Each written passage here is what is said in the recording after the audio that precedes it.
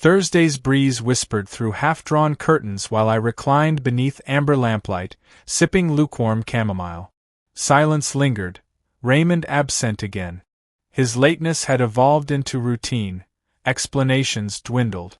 My thoughts drifted elsewhere until an unexpected knock pierced tranquility. Startled, I rose slowly. Footsteps echoed against wooden flooring as I approached the door. Peering through the peephole, I saw him, tall, composed, unfamiliar yet oddly recognizable.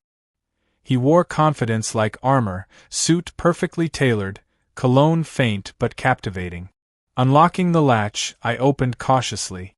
"Evening," he said, voice rich, unhurried. "I'm Theo, Raymond's associate. May I come in?" His name sounded faintly familiar from past conversations, though my husband rarely mentioned coworkers. I hesitated before nodding. Something in his gaze held sincerity, or danger. Maybe both. Crossing the threshold, he scanned the hallway, eyes lingering on our wedding photograph. "He's not here, is he?" Shaking my head, I responded, "He's working late." Again.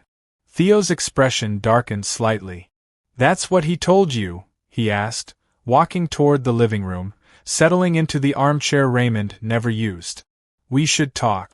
You deserve clarity." Heart pounding, I sat opposite. "About?" Without replying, Theo retrieved an envelope from his coat. Inside, photos. Candid. Raw. Unmistakable. Raymond, tangled in white sheets, forehead pressed to a woman's neck. Passionate. Intimate. Devastating. My breath caught. I stared, unable to look away, unable to blink. "He met her last winter," Theo began softly. "Her name's Elise. She works in human resources." My world blurred, tilted. Memories surfaced. Sudden meetings, phone calls muted when I entered, cologne lingering hours after midnight. I'd asked. He'd lied. "Why are you doing this?" I asked, voice trembling. He looked up. "Because I saw you once. At our holiday party. You wore a red dress, smiled like you had everything. I knew he didn't deserve you." Bitterness settled deep. Betrayal stabbed clean. My voice cracked. "You've known all this time?" "Yes," he said, leaning forward. "I confronted him. Told him to stop. He didn't." The air between us thickened. I studied Theo carefully. His words weren't rehearsed. His hurt seemed genuine. And somewhere beneath shock, something stirred. Something dangerous. I whispered, "Why tonight?" He hesitated. "Because you needed truth. And maybe," he trailed off, eyes locking with mine, "maybe I needed you to see me." We sat quietly. Nothing felt real. Finally, he stood. "I'll go." I just couldn't keep silent anymore. Impulsively, I reached out, fingers brushing his. Electricity. Real. Immediate. Our eyes locked again. No words. Just heat. My hand lingered longer than it should have. Maybe it was heartbreak. Maybe it was craving. But in that moment, I kissed him. No guilt. No thought. Just flame. And when our lips parted, I whispered, "Don't leave." He didn't. Theo followed quietly as I led him down the hallway, past family portraits that now seemed like cruel joke. Inside the bedroom, shadows clung to the corners while moonlight spilled across white sheets, cold, untouched for nights Raymond spent working. I turned toward him. No hesitation. No shame. His eyes held pain, but also something I hadn't seen in years, desire without calculation. He reached for my hand again, and this time, I didn't pull away. His fingertips traced my jawline, almost reverently. I closed my eyes, breathing in his scent, earthy, warm, masculine. Everything my husband's presence had ceased to be. I felt alive, wanted, visible.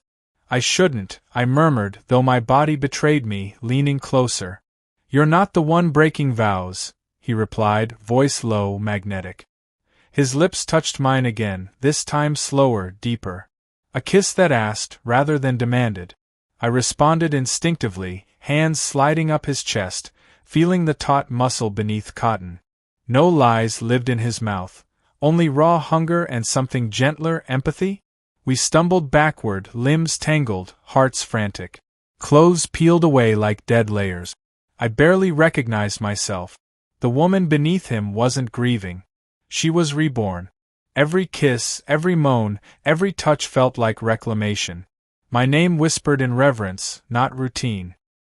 His hands discovered secrets even I'd forgotten. Guilt never arrived. Regret didn't knock. Only flame.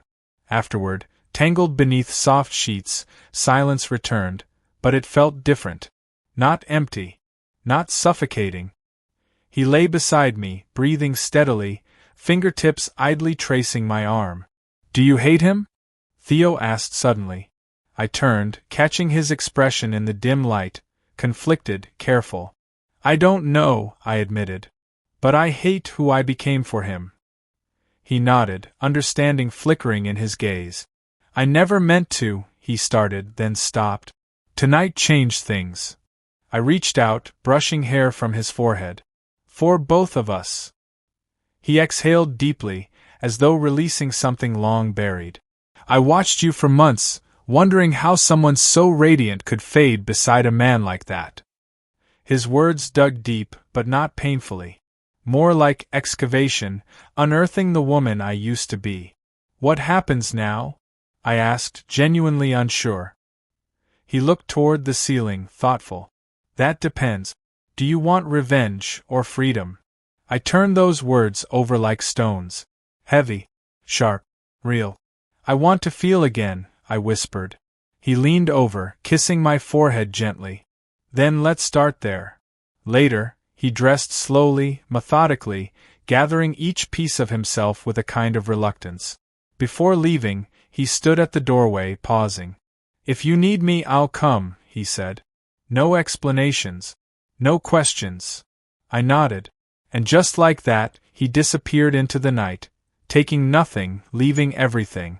As I sat alone, heartbeat echoing in my chest, one thing became painfully clear. The lie I'd called marriage had finally cracked, and through the fracture, something terrifyingly real had begun to grow.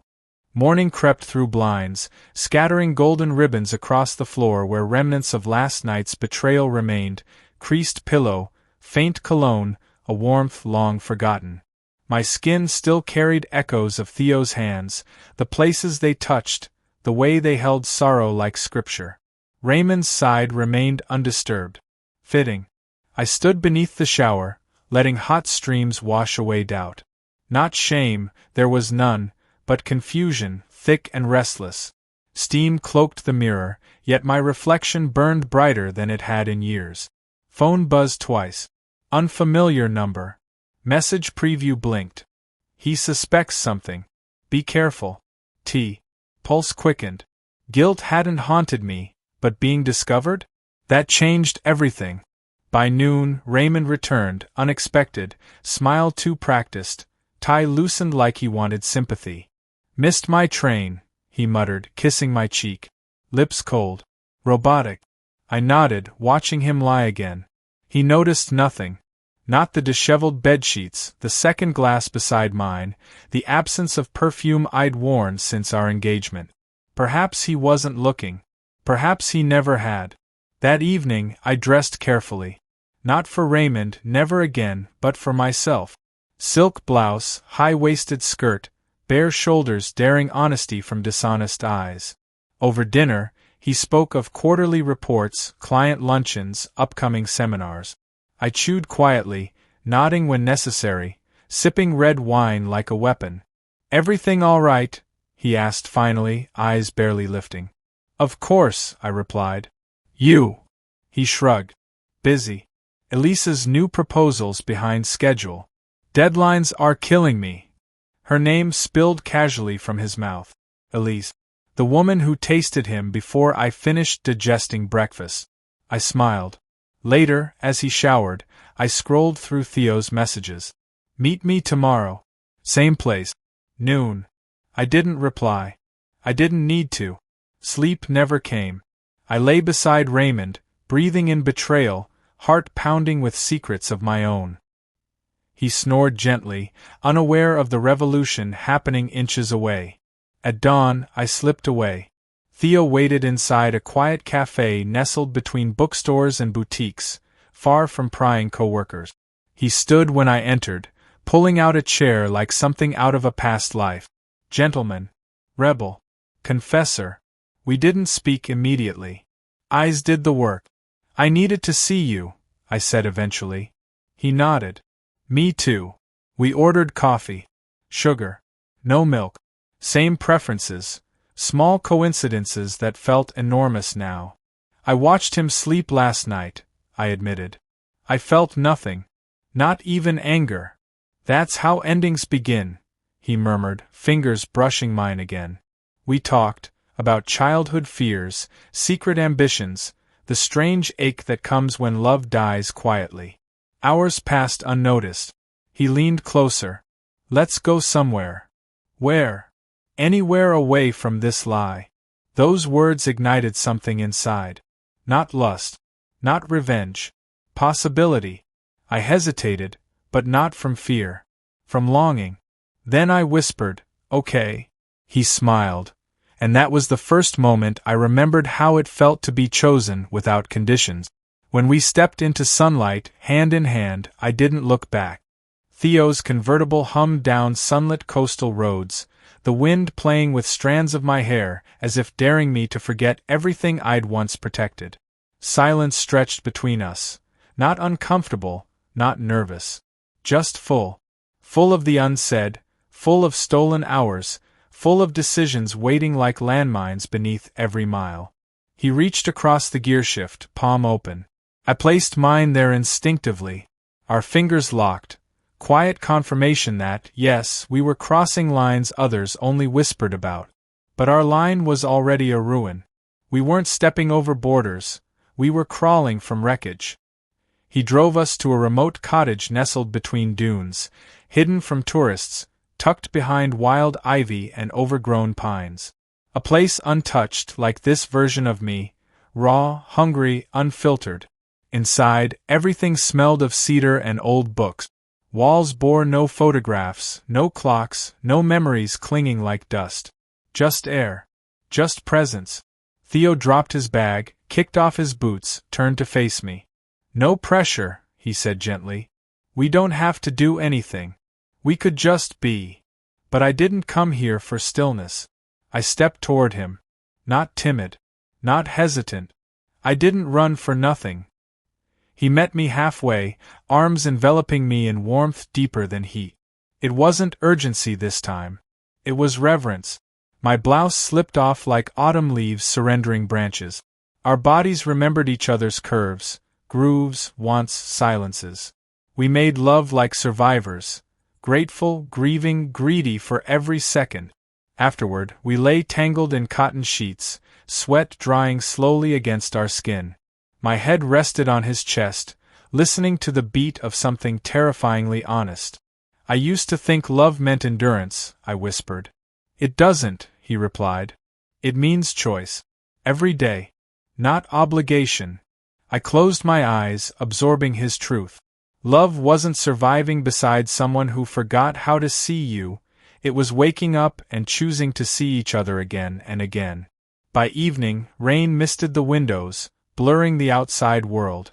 We cooked barefoot in the kitchen, chopping vegetables, sipping whiskey, laughing softly about nothing important. Our knees touched under the counter. It felt possible. Then my phone buzzed, urgent, insistent. Unknown number. No name. Just one line, he knows. My stomach clenched. Theo saw my expression. What is it? I turned the screen toward him. His face darkened instantly. He's watching, Theo muttered. We weren't careful enough. Panic threatened, but I fought it. No going back. I'm not afraid, I said, gripping the counter. You should be, he replied. Men like him don't lose quietly. The wind howled louder outside, like nature echoing warnings. But beside Theo, something stronger than fear burned, defiance. I walked to the window, rain streaking my reflection like tears I wouldn't let fall. Whatever came next, I wasn't hiding. I'd tasted something real, and I refused to vanish beneath comfort again. Tomorrow I would face Raymond. But tonight belonged to freedom. I returned home before dawn. Streets glistened from rain, street lamps flickering over puddles like fragile memories. My hands trembled slightly, though I kept my chin lifted. The key slid into the lock with an ease that felt offensive. Everything about this place reeked of routine. Raymond sat waiting. Not angry. Worse, calm. He sipped espresso from the mug I'd bought years ago, the one that said, "Forever yours." Steam rose lazily while his eyes followed me. Neither of us spoke immediately. The silence had weight like a verdict. "You were gone," he said flatly. "So were you," I replied, dropping my coat on the chair without care.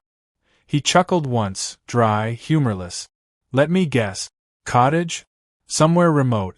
Maybe a fireplace, some philosophical soul-bearing over wine." I stood still. I wouldn't give him denial. Not when we both knew the truth now stood between us, naked, unapologetic. "You spying on me?" I asked. "No. Just predictable," he muttered. Theo always had a savior complex. Something cracked in me.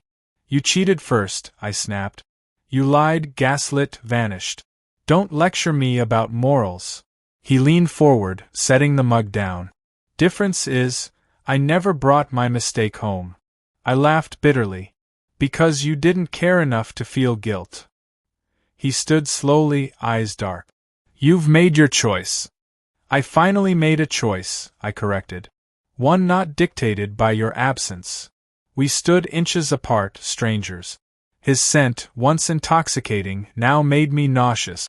I saw him clearly, controlled, composed, cold. He tilted his head. "Do you love him?" Silence. "I think I might," I admitted. His jaw clenched. "So that's it? Our life gets replaced." "Life," I repeated. "You mean the dead routine? The lies?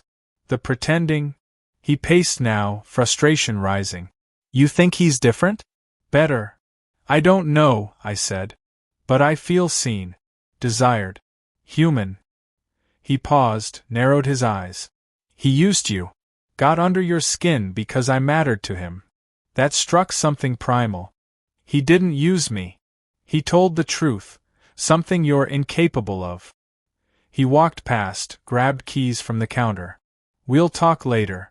When emotions aren't running the show." I didn't stop him. The door slammed harder than necessary. Once alone, I collapsed onto the couch. Breath came in uneven bursts. Theo's number lit up my screen. One word. "Safe." I replied, "Yes. For now." He responded instantly, "I'm outside." Heart racing, I opened the front door.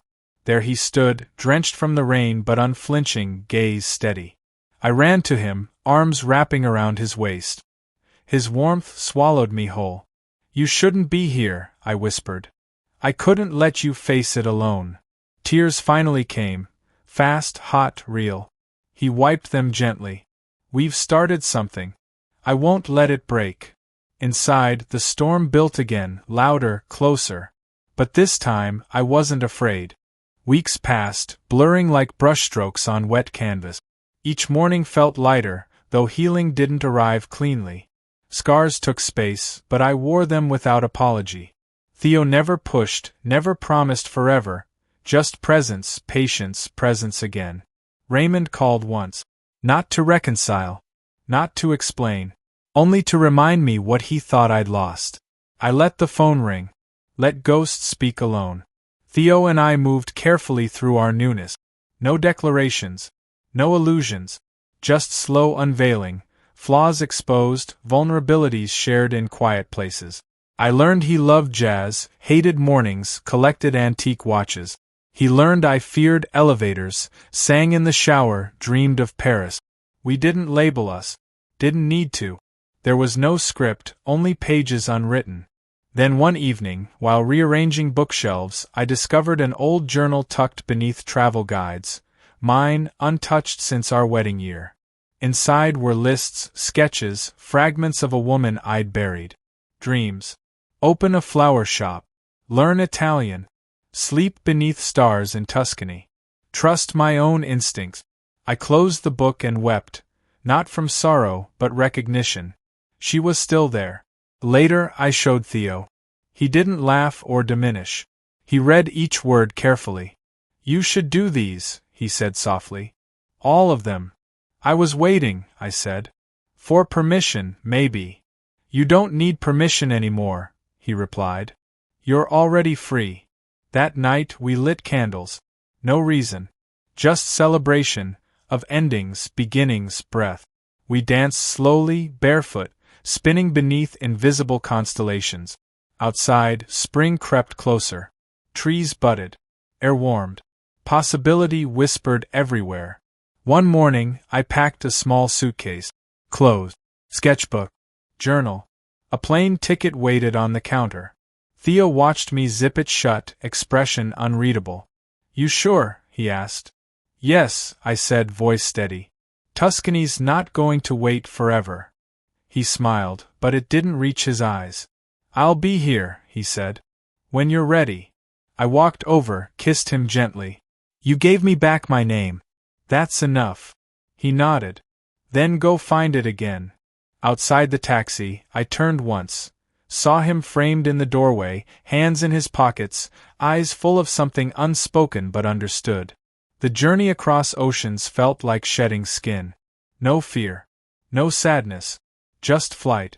Under the Tuscan sky, I walked lavender fields, bought fresh bread from old women with smiles carved deep, painted sunsets onto forgotten canvases. One night, I slept beneath stars, journal open, pen steady. I wasn't anyone's wife. Or someone's secret. I was mine.